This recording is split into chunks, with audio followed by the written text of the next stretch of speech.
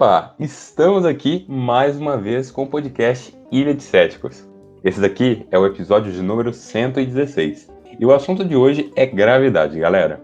Para bater esse papo bacana, a produção chamou aqui hoje a renomada cientista Rayane, a historiadora Amanda, gente fina demais, Lucas Marques, que é crítico de cinema e amigo meu de longa data, e é claro, como vocês já sabem, toda semana a produção chama algum inscrito para participar desse debate bacana aqui com a gente.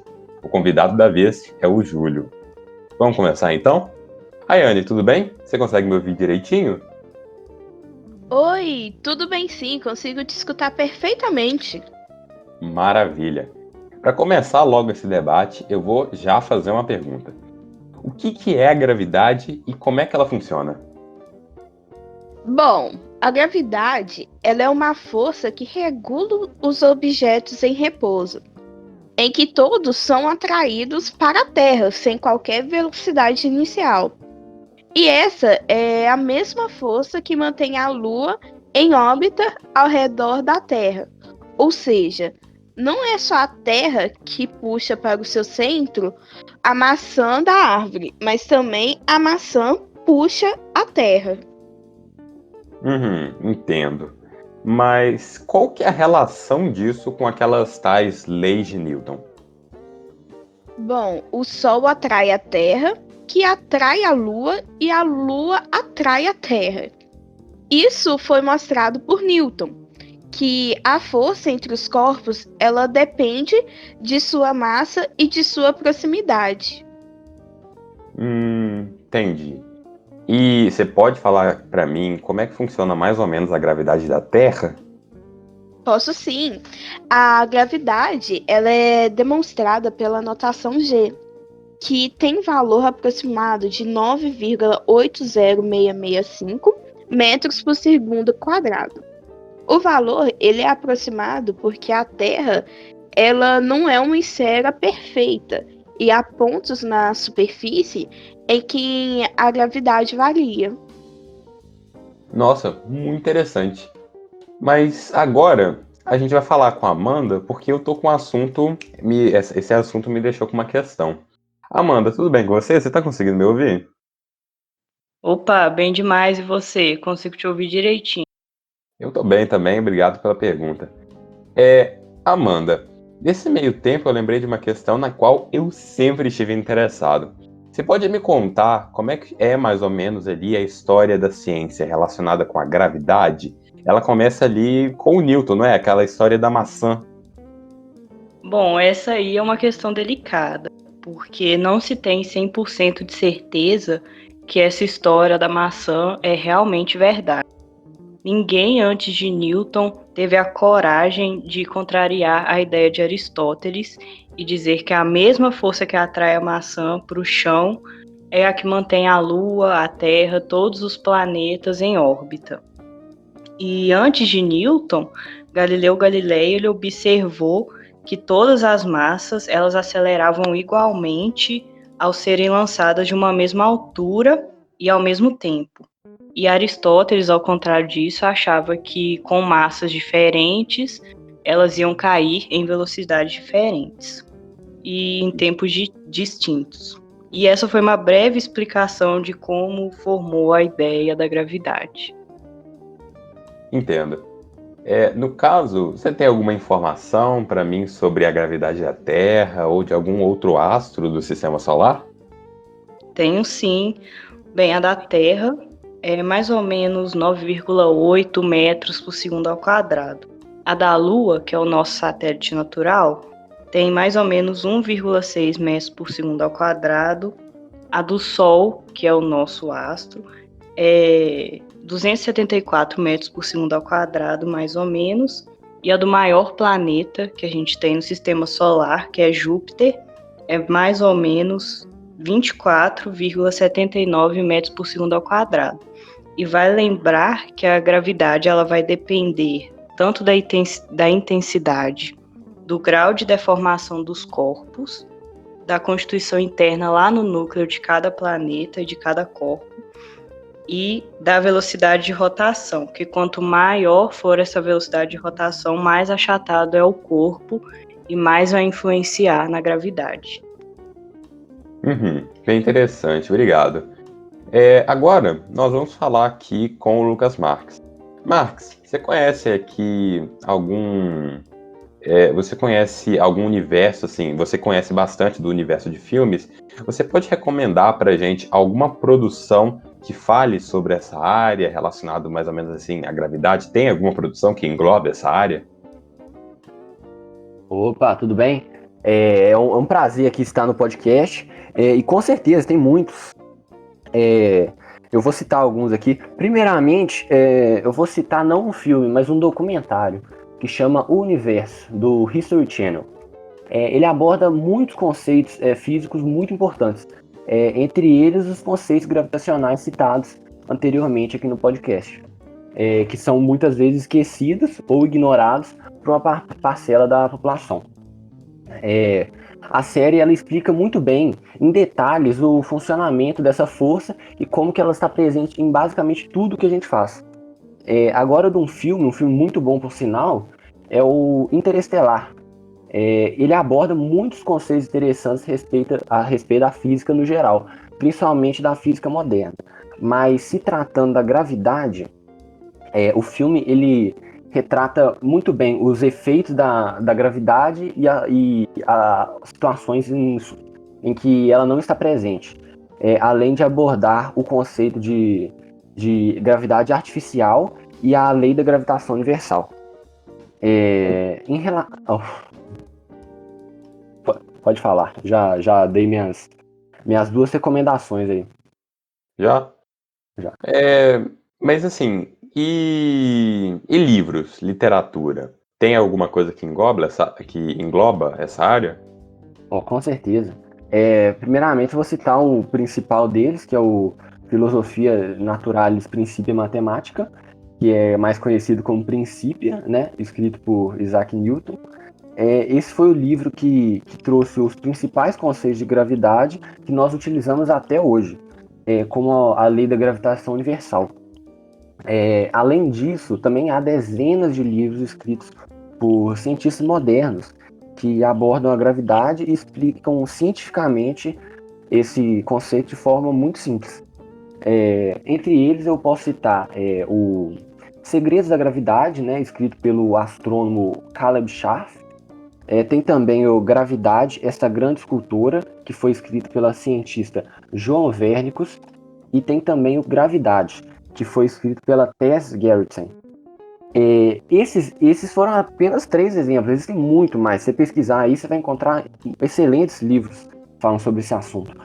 Só que e esses livros eles são muito recomendados para as pessoas que não entendem nada ou entendem pouco sobre a gravidade e querem ser introduzidos a esse e tantos outros conceitos interessantíssimos da física.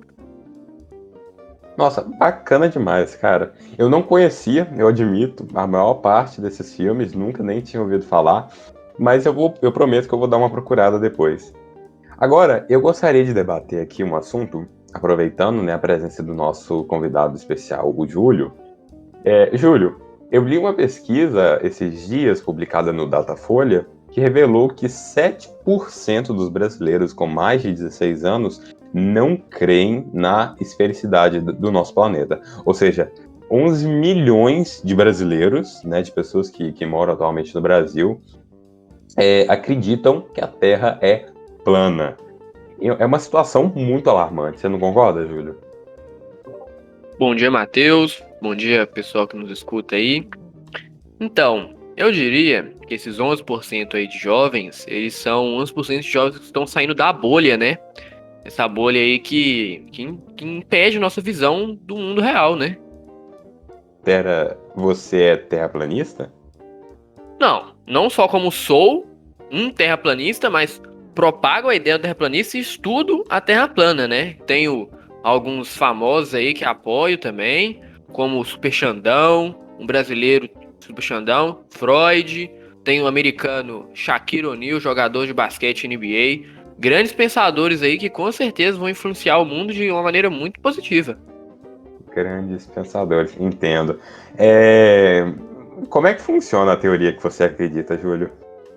Então, eu, como muitos outros brasileiros e pessoas ao redor do mundo, acredito que a Terra é o quê?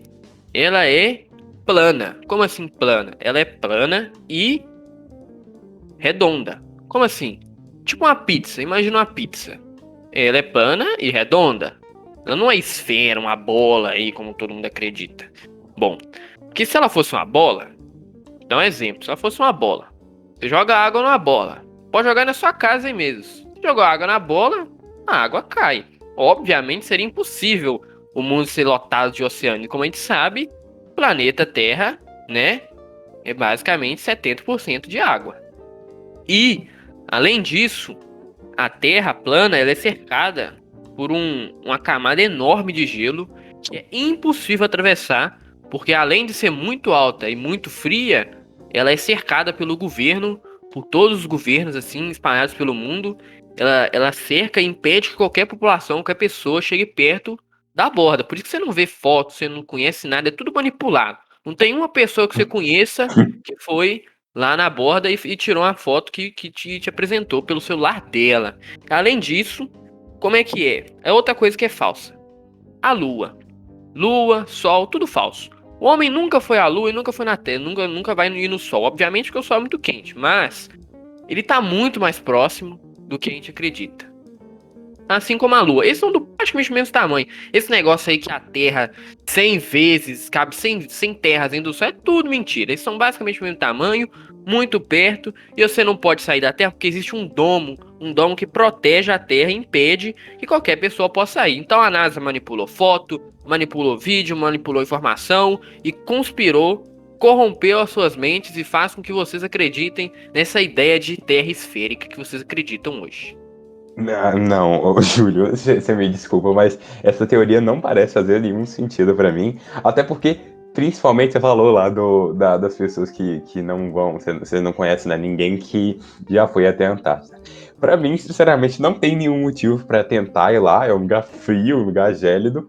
E, bom, acreditar pra mim, sinceramente, que tem governos, que tem sistemas, né, igualzinho as empresas que mandam foguetes pra fora do planeta. Acreditar que todas elas estão interligadas num plano de dominação para deixar a população burra, para mim não faz o menor sentido. É um gasto de dinheiro completamente à toa. Mas, bom, É um gasto de dinheiro para gerar dinheiro, se você parar pra pensar. É tudo manipulado, não existe isso, não tem essa ideia. Gravidade, vocês tudo estão falando de gravidade aí. Sinceramente, tô nem prestando atenção muito bem nesse assunto aí. Mas gravidade, como é que a gravidade existe? Como é que uma coisa puxa a outra? Seria impossível. Como é que um prédio socado no chão é puxado pela gravidade? E o pássaro com a mesma força é puxado pela gravidade. Como é que isso existe? Impossível, o pássaro nunca ia sair do chão. não, mas você tem que pensar que um pássaro, ele tem um corpo, um sistema ali aerodinâmico dele, feito para ele, e que funciona no caso dele. Aerodinâmico. E pensa assim. O oceano. Você olha pro oceano. Se você botar uma régua na frente do oceano, você vai ver perfeitamente reto. Não existe essa de, nossa, se o horizonte fosse redondo, você ia ver a Terra descendo. É tudo reto. Você não consegue ver reto. Até a água.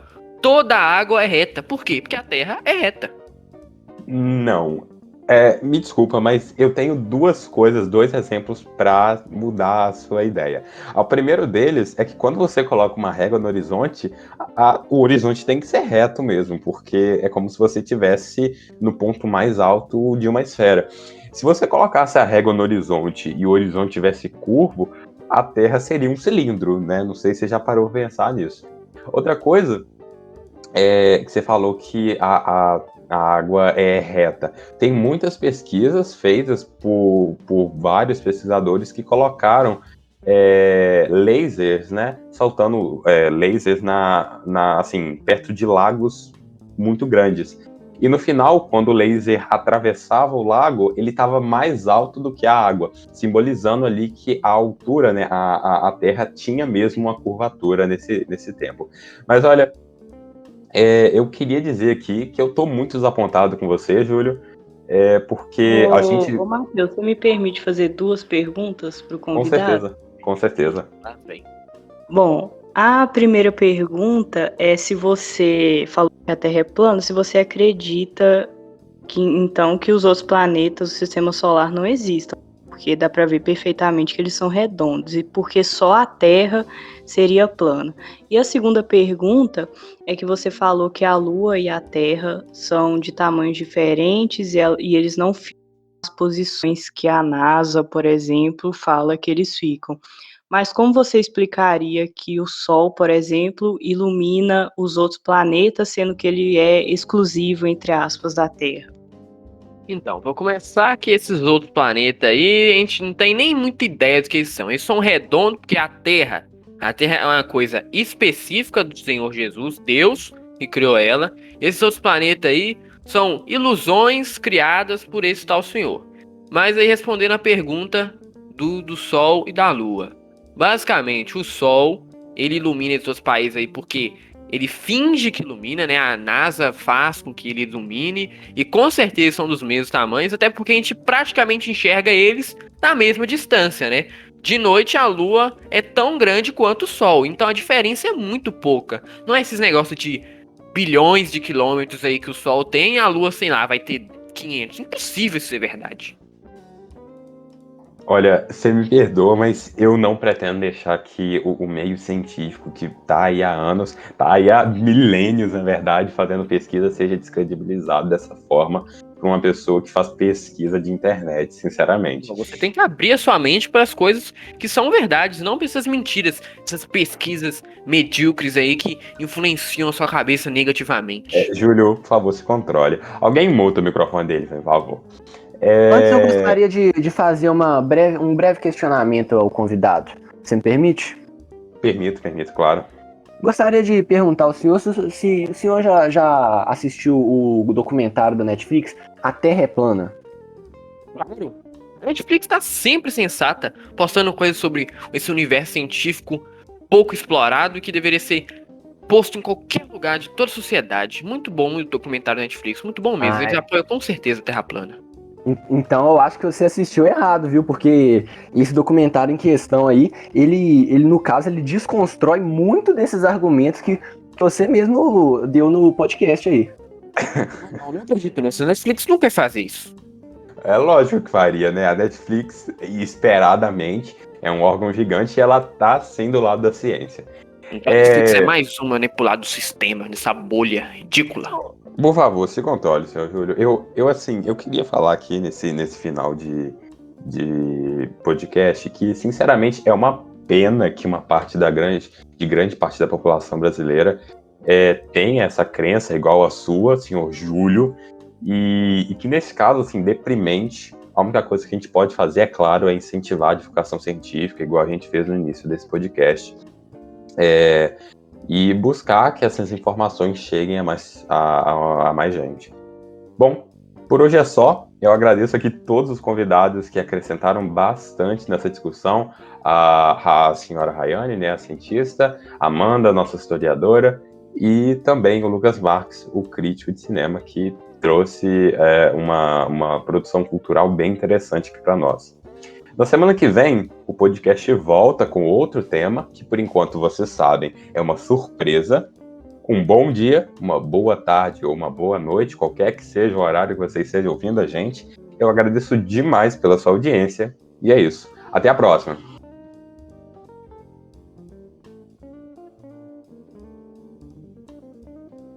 Referências. As pesquisas para a produção desse vídeo foram retiradas da revista online Infopédia, na aba de gravidade, e da pesquisa Does Gravity Travel at the Speed of Light?, escrita por Steve Corlett, Matthew Weiner e Geoffrey Lennis.